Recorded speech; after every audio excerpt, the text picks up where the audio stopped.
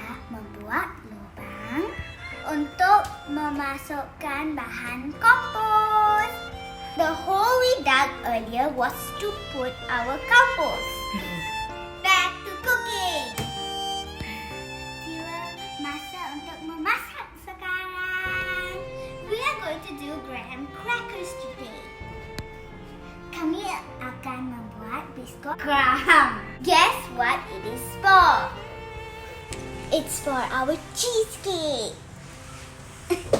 Kami akan membuat keju.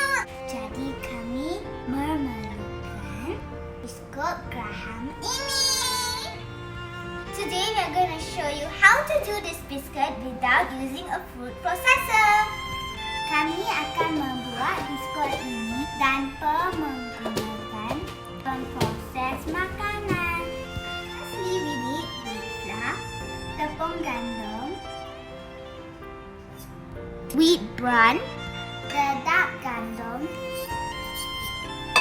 all-purpose flour, tepung gandum,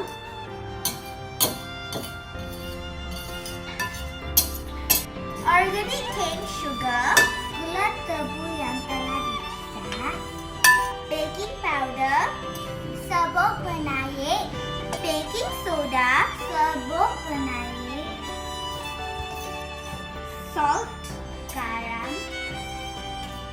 Use a big fork and stir it. Taburkannya menggunakan garpu besar. Sekarang kita akan memasukkan mentega yang sejuk. You can add the butter in this mixture. Remember to chop them small first. Don't use your hands because we don't want the heat from your hands to get in. To melt the butter, gunakan garpu seperti ini. You should do it until it becomes coarse crumbs like this. Gaul menggunakan garpu sehingga ia menjadi lebihan kasar.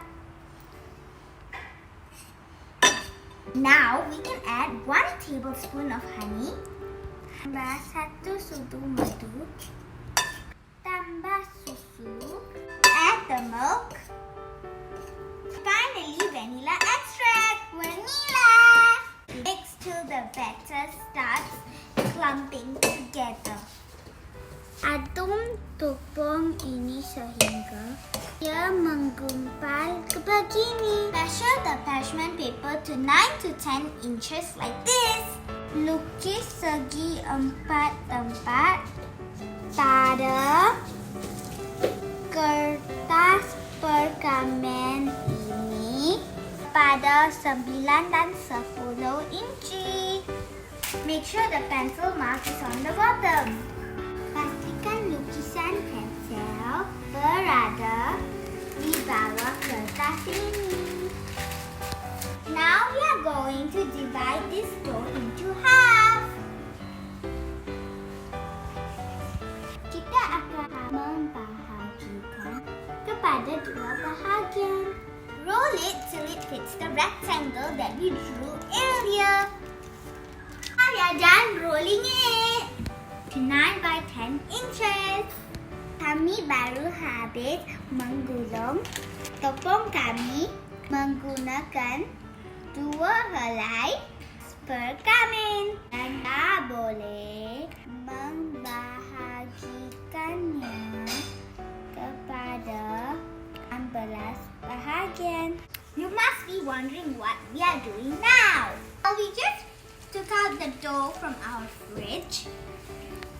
And this is what we baked earlier for the cheesecake. You can use a fork to make holes on it so that it will look like the store-bought ones. Buat lubang menggunakan garpu seperti ini supaya ia kelihatan seperti yang dibeli di kedai. Kami sudah bersedia untuk membakar kami di dalam ketupat. These cookies are ready to be baked in the oven.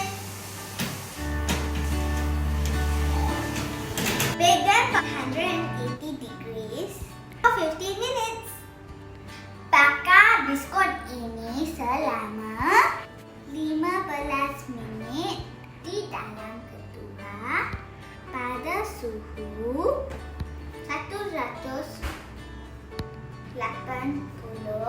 darjah Celsius. Oh, wait, let's go try the cookie we baked earlier. Yeah, that's a good suggestion. Let's go.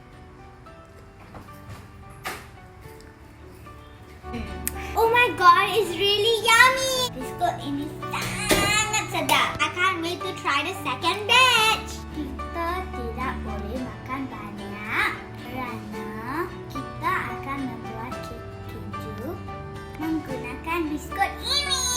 We just need 10 minutes and our cookies are done. Look, it's all right brown at the sides. Burning hot.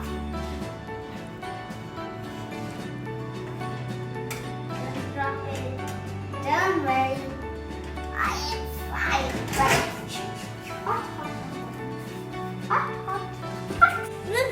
Super yummy. Sedap kali. Biskuit ini boleh dimakan begitu sahaja. You can bake this biscuit longer if you want it crispier. I'm gonna continue eating this biscuit now.